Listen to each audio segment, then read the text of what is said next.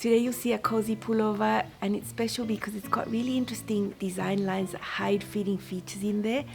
So the fit is superb, super fun make. Hi sewing friends, I'm Karina from liftingpinsandneedles.com. Welcome to this channel that is all about sewing, limitless sewing, and I'm excited to share a new pattern from Each to Stitch. When I just heard about this pattern, I was still at my parents' home.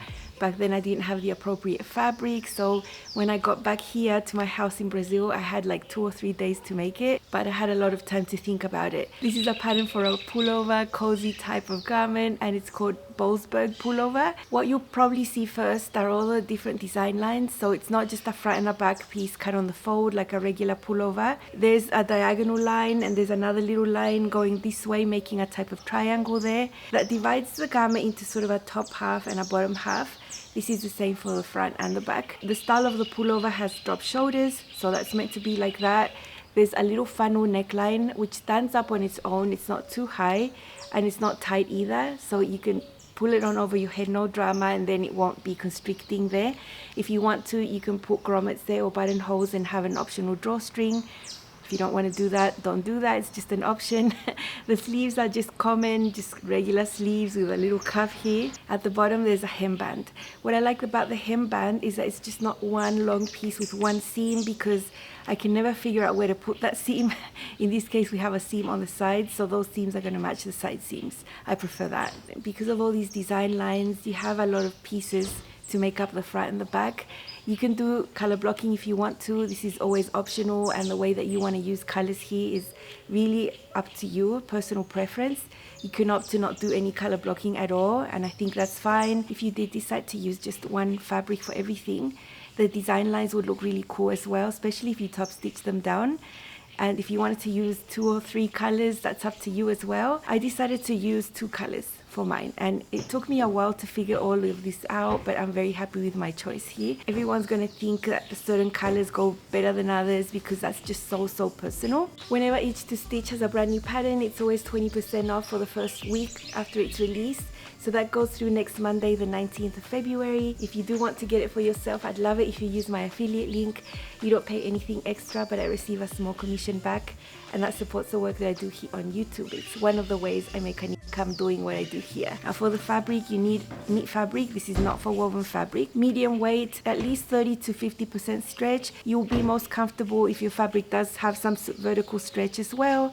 This is not a super boxy design, so you do need that stretch to be there. You can use French terry, sweatshirting, a medium weight sweater knit that's a little bit more structured. I find Ponte Roma a little bit controversial to mention here. So many varying qualities of the Ponte Roma that you can find. Some are really stiff and horrible and show drag lines. Any little thing will show a big drag line just because the Ponte is so stiff. But there's others that are super soft. So if I were using Ponte Roma, I'd find a softer version that has rayon in it and not polyester. So I'm putting that as an asterisk. It could work, but it could also look terrible in my opinion. Stretch velvet is a beautiful fabric, and as usual with stretch velvet, you would have to make sure you're cutting every single pattern piece in the same direction because of the nap here. It looks really awful if you make a mistake and have a piece cut the other way, because when you look at it in the light, one would look lighter than the other. This is the type of fabric that I've chosen to sew. I love this fabric. It's really special. When I found it, I bought quite a lot of yardage of it in the 2 colors they had, which was green and black. I have used this black fabric before to make a long pencil skirt with a slit. I know how it feels on the body. It feels amazing. So those were my 2 options, and I'm really happy with how it turned out. It was a little tricky to work with, like all stretch velvet. When you cut, you leave fuzz everywhere, but it was such a good choice for me. Other notions that you might need if you want to, a tiny little bit of interfacing if you're going to use grommets, and a drawstring, or maybe you want to make your own drawstring. I usually make up my own drawstring because I can't find nice drawstrings to buy. Those are optional, of course. You can make the funnel neck there without anything at all. It's up to you. Sizing is from 0 to 40 US. You have a standard bust fit and a full bust fit. The cut line at Each to Stitch is 3 inches. So if you measure your high bust and your full bust measurement, and you have a difference from 0 to 3, the standard bust is going to work. If it measures from 3 or more, the full bust is going to look much better. Mine is 3. I'm a sewing C cup, and I always choose the full bust option for each stitch. It gives me an amazing fit. It's different with other brands. Don't always assume it's going to be always the same with each brand. You have to take each size chart and block individually because each pattern designer has a different shape that they draft to. So full bust option is a treat for me. I love it. In this one, you end up with a seam on the armhole. And in that seam, it's slightly curved in the front. It incorporates a hidden dart as such that I'll show you more about that later. So there's going to be a little bit of a difference in the fit there with the standard and the full bust. The full bust will have a little bit more shaping there, and I think that's really cool. I would say this pullover is a semi-fitted pullover. It's not boxy. It doesn't have a ton of ease. At the bust, you're going to have less than 3 inches of positive ease.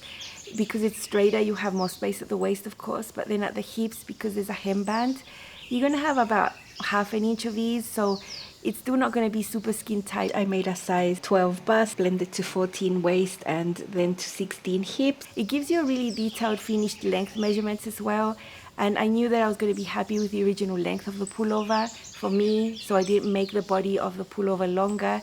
If you wanted to make it longer or shorter, there are shorten and lengthen lines there for you to do that.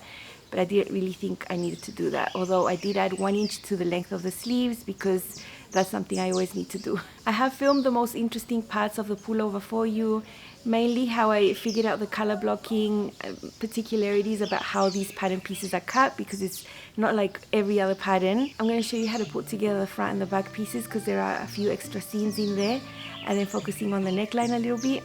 So let's see.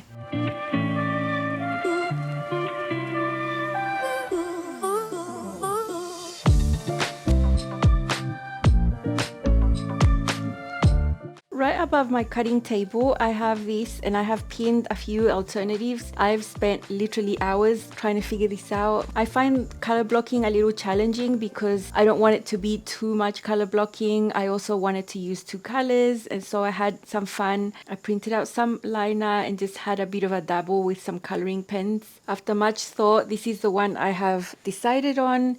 The top front and the top back, as long as that triangle inset is going to be green with a green matching arm, including the cuff, and then the bottom areas are going to be black with 1 black sleeve, and I'm going to have a black collar. I had a play with other alternatives. You can see this green and pink going on there. I don't have enough fabric of both of those colors to make it. Now that I know exactly what I'm going to cut out, having that diagram there right on top of where I'm cutting is going to help me. I've noted that this is going to be the right arm, so I make sure to cut the right arm green and the left arm is going to be black. Here you can see my fabric choices, green here, black right there. They are the exact same type of fabric, which is important for me when I'm color blocking. I never want to mix different types of fabrics and different weights of fabrics. It's a type of stretch velvet. These have a bit of texture. It looks like a baby corduroy, but it's a knit and it stretches both horizontally and vertically. And because this fabric has a nap, I need to make sure I choose the correct side, so I cut all the pieces in the same direction. For this pattern, because it's asymmetric, it's important to cut all these asymmetric pieces with the printed side of the pattern facing up and the fabric facing up. So that is the way that you need to cut them so that everything turns out correctly. The sleeves, it doesn't matter much because they're not asymmetric pieces. It will matter to me though because I'm going to have a black sleeve and a green sleeve, so I need to make sure I place those correctly. This is the bottom back, that's the bottom front. Those are going to be black according to my diagram. So I'm going to concentrate. I'm not going to rush the cutting phase. Whenever you do color blocking, don't rush it. It's easier to make mistakes than regular clothing. These are most of the pattern pieces for the Boalsburg pullover. I just want to show you how these colors are going to come together and what the front pattern pieces look like. Now these here in the center are the front pattern pieces. This is the top front piece, this is the bottom front piece, and then there's a little triangle inset there. You can choose whether you want to color block no colors, just have them all be the same. Just use 2 colors like I'm using. I'm just using green and black for mine. But other people have done a different color on this triangle, so it's up to you what you decide to do with the pattern. I want to show you how darts are hidden into these design lines. It's not just for fun that we just add some extra seams here. So once you sew these pieces together, we're going to have an armhole there and an armhole there. And you can see that curve there where there's fabric missing. It's not missing, but that would in essence be a dart coming from the armhole that would accommodate your bust, but the dart has been removed and just placed in the seams right there. So once you sew that, you're going to have a nicely shaped area for your bust coming from the armhole downwards. So I think that is super clever. This is the full bust option, so the shaping is going to be a little bit more pronounced than the regular bust option. The regular bust option will also have shaping here. It will just be a little bit less. My vision is just 2 colors, so we have a diagonal look. look. That'll form one block of color, including a green sleeve and a green cuff right there. On the other side, I'm going to have a black sleeve and a black cuff to go along with this other line that goes diagonally over there. The neckline is going to be black. It's over there, and I'll show you the details of those pieces a little later when we get to the sewing machine. The back pieces are very similar to this. They'll have the same distribution of color. I'll have the top back, the bottom back, and a little triangle. It's also going to be green and black. Here we can see both the front and the back pieces all on the table, so you can see the difference. You can see here it's just a straight line to form these color block pieces, but over here we have that curve that takes into account the hidden dart. No hidden dart here at the back. I've got the same type of color blocking. It's all mirrored. These are the bottom pieces. They're all going to be black. The top pieces are going to be green. So it's going to be really fun. There's no way you can get confused, because to match up all these pieces, we have notches along these areas, along there, along there. For the back, they're all going to be double notches. For the front, they're all going to be single notches. So just pay attention to that and you won't get confused with the triangles at all. One last piece for this pullover is the hemband over here. I have it in black, the same tone as that one. I don't want to have a contrasting hemband. And these are two pieces. We're going to have side seams on this hemband, which I really like. What we're going to sew together first are these little seams right there. Basically, this is just going to be put like this, right sides together. Over here on this area where we're going to form the armhole, we're going to have a dot and a dot to match up, and a notch around this area for both sides. Same thing's going to happen with the back. The back is going to be pretty much a straight seam. The front is going to have a little bit of a curve to it. Once we have that sewn, we're going to end up with this, and then we can sew these diagonal seams for both the front and the back. These can be really fast to put together. There's nothing complex going on here. Let me show you this fabric up close. It's so nice. It's got a gorgeous baby cord type of look.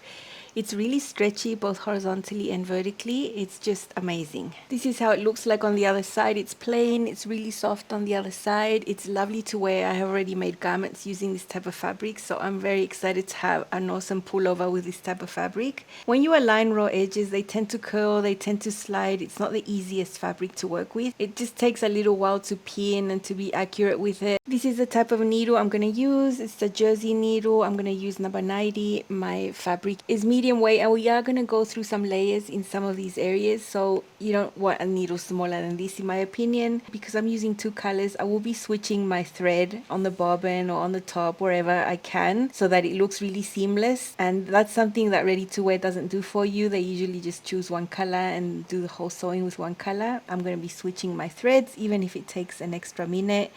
It's worth it for me. I'm going to be using a narrow zigzag stitch. It'll depend on your machine. On mine it's a 7 there, and then I want it to be super narrow, so it'll be a 0.5, and that will make it look almost like a straight stitch, and then the stitch length is going to be 3. Maybe if I go through a bulkier area, I might increase that to 3.5. It's something that I'm really happy to change while I sew. This is the seam we're going to sew next. This is the one for the front, so you can see the curved shape that I've shown you when this was on the table. There is a single notch that helps you match it all up. And over here on the armhole, we're going to have dots. I'm just going to put a pin through them so that I get the pin coming out on both of these pieces, so that they join exactly where they need to join. And we're going to have a seam going through the armhole. After pinning those dots together, I'm going to flip this so it's looking up like that. I think it's going to be easier to sew. I'm going to make sure to match the single notch so it's at the exact same place.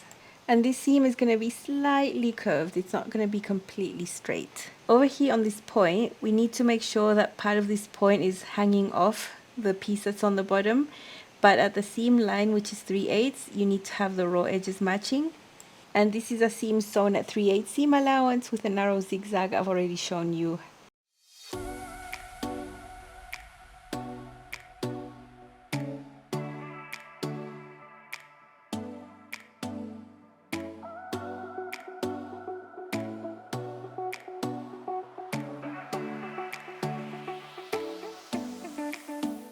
This is a green area of the garment, so I have green serger thread. I'm trying not to trim away seam allowance here. I have already sewn precisely at the sewing machine. I'm trying to go right next to the blade here. This is a seam that I'm going to top stitch, so I do want that seam allowance there.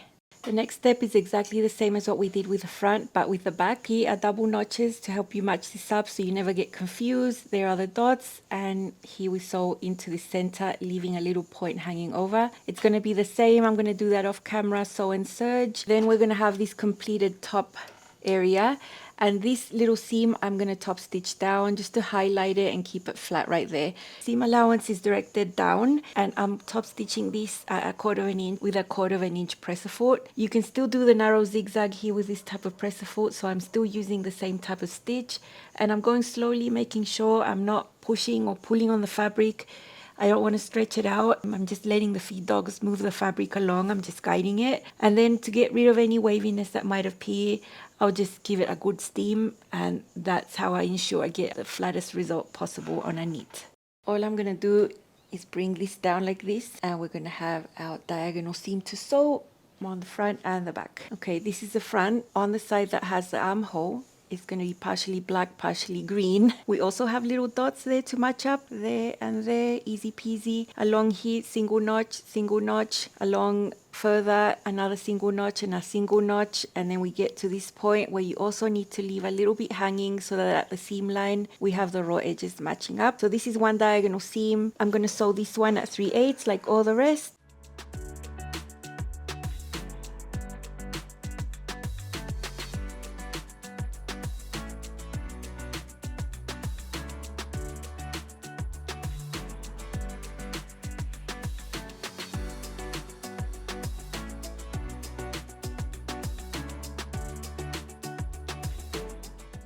I'm almost up to the armhole area, and in this section for the front is that we get a slight curve because this is what is incorporating that hidden dart into the seam. For the back, this area will just be straight, so just make sure you're careful with this section to keep the curve nice and neat.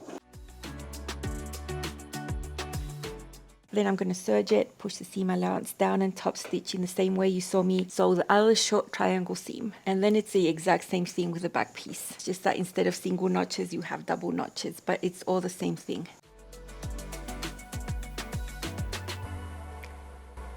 Again, I'm using my 1/4 inch presser foot for top stitching. To do this long diagonal seam, I am sewing on black now, so I've changed my thread to black so it matches. Again, we have the seam allowance directed down towards the bottom pieces, in this case the black. Here we have an intersection of seam allowances where there's more layers, so just go over this area really slowly. Here we have the back already constructed, all the seams sewn, serged and top stitched. We have the same thing with the front now.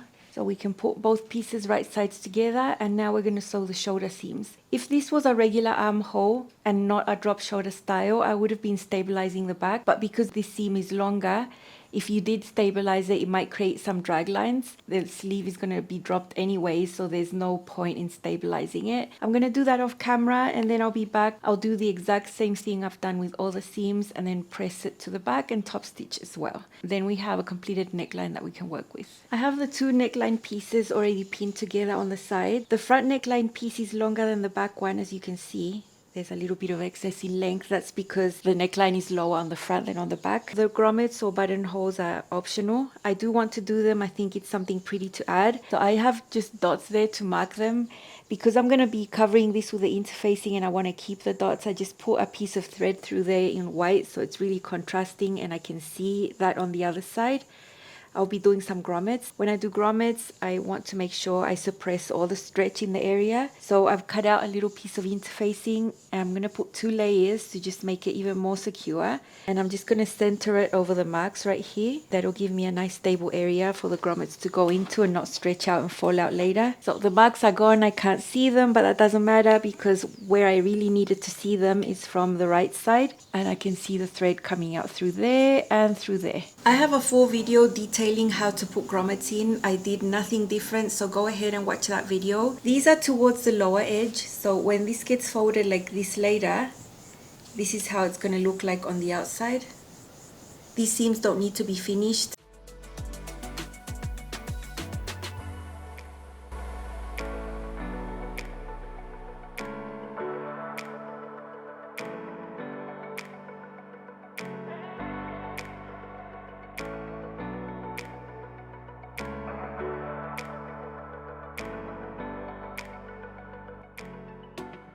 Okay, these seams are sewn, I've pressed them open, and now we're just going to fold this onto itself, wrong sides together, matching up these seams. And then these 2 raw edges are going to act like one piece now to be sewn onto the neckline. The shorter section goes towards the back. I'm going to mark the center back with a pin right here to match it up with the marks I have on the actual neckline. This is my neckline. In here I have marks for the centers of both the front and the back. Now I'm going to take my collar piece, make sure the grommets are touching that, make sure that they are right sides together here, and I'm going to match everything up. The seams are going to match the shoulder seams, and the center back is going to match the center back over here. And then we're going to have a little round area to sew together and serge. There it is, everything matches, it's 1-to-1. You don't need to stretch this neck piece to match the neckline. We're just going to sew this. Again, the same narrow zigzag that's going to allow your head to go through and stretch a little and then serge. After finishing the neckline, the next couple of steps are very easy. You can sew your sleeve in on the flat. I'm going to construct my sleeve separately, sew the seam of the sleeve, attach the cuff, then sew the side seams of the top, sew my sleeve in on the round like I usually do, and then at the very last stage, I'm going to sew in the hemband. Those are basic steps you've already seen me do before.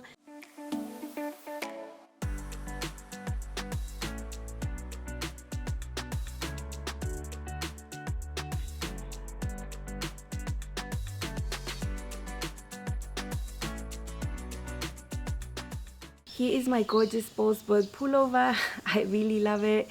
You can see that I opted to have a diagonal sort of look here with one color on the top, one color on the bottom, following with this sleeve being green, including the cuff right there, and then the bottom part being black, including this other black sleeve there. I could have done other things with the colors, but I like the color blocking to be more discreet than non-discreet lately. I've had different types of choices in the past where I've done much more color blocking. It's all super personal and depends on the day, but I'm just really happy with this. And you can still see this triangle here, the first seam that we ever did, and this is where the hidden shaping is incorporated into the seam. I've decided to top stitch that flat, and you can still see it. I think it looks really cool.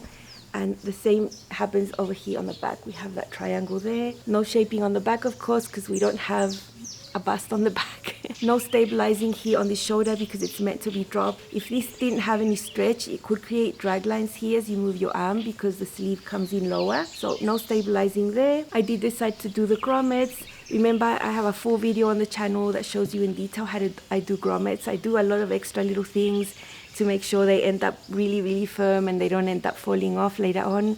Especially with knit fabrics, I think you have to be really careful. I've done a silver colored grommet there. I found these little stoppers here for the drawstring in silver too. And I made my own drawstring using a leather look jersey. To make my drawstring, I just cut it as long as I want it to be. And I cut it 1 1/4 inches long, and then I sew it with 1/4 inch seam allowance and just pull it to the right side with a big safety pin. There's no special secret about it, and I'm really happy about how that looks. And at the bottom there's a hemband. Over here on the sides, these pieces need to align. So I was really careful when I was sewing the side seam to make sure that that was going to match and it wasn't going to be not in the same level. And when I was top stitching, I was making sure to change the color thread so that it would match the area that I was top stitching it to. I did top stitch those panels on the front down because they would just look flatter that way. This type of fabric doesn't press amazingly, so I think top stitching that was a good idea. And inside, I also went the extra mile. I was changing the color of my serger thread. So everywhere where it's green, I've got green serger thread. Here on this sleeve I have partially green, and then at the bottom it continues black. Hemband has black serger thread. The neckline has black serger thread. I know no one's ever going to see this from the inside, but I'm going to see it, and I would have been a bit disturbed if the color wasn't matching that well. But that's just things that make me waste extra time. It doesn't mean you have to do it. I just like doing it, and I just love that it looks as nice on the inside as it does on the outside. So I've styled it 3 ways for you. Let's have a look. This is a casual look featuring my Boalsburg pullover from Itch to Stitch. I made a size 12 bust, blended to 14 waist and then to 16 hips. No length adjustment in the main front and back pieces. I do have an extra inch of length added to the sleeve, and I've just decided to use 2 colors with all these pieces here to get a diagonal look. Up closer you can see the texture of this gorgeous fabric. It's so soft and nice to wear. It's so comfortable. It's a stretch velvet that looks like baby cord. You can see the small triangle details there across the bust that I decided to use the same color with. Up on the top you can see that this final neckline is super comfortable. It stands up on its own, but it's not super tight around the neck. It's just perfect, nice and cozy, but it's not constricting. I have the optional grommets. You can do buttonholes instead or nothing at all. It's all up to you. I made that drawstring on my own.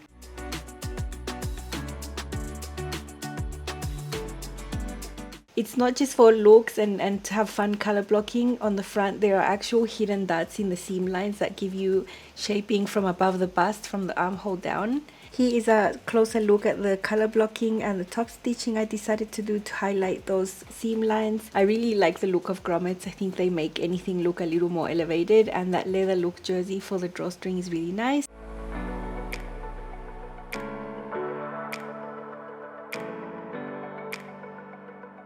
I'm really happy with this. I've got it paired with a skirt here. In person, the green tones look more similar to each other than they do on screen here. I had a lot of fun figuring out what colors to use. I ended up choosing a sort of a safe choice for me with the green and the black, and I'm very happy with the results. Here is another casual look with my Boalsburg pullover. I have my Mountain View pull-on jeans and some loafers, a really fun leather cap, a small handbag, very casual outfit that I could spend the day in and feel super comfortable. I think this style is really suited for jeans like I'm showing you right here, and I would definitely wear this outfit just like it is right now and feel really good.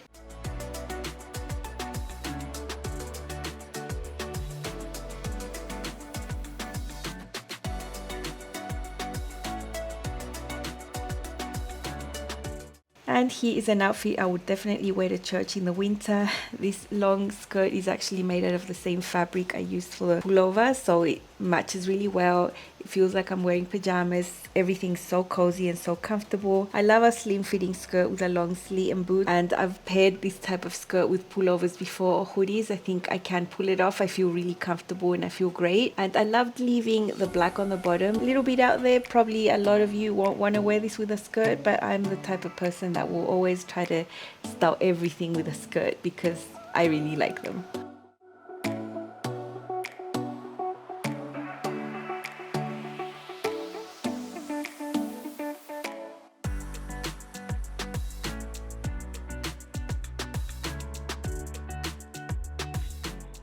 I wish I had more time to make another one. I think it's a really cool pattern. It was fun to sew, and the first time I tried it on, I was so happy with the fit.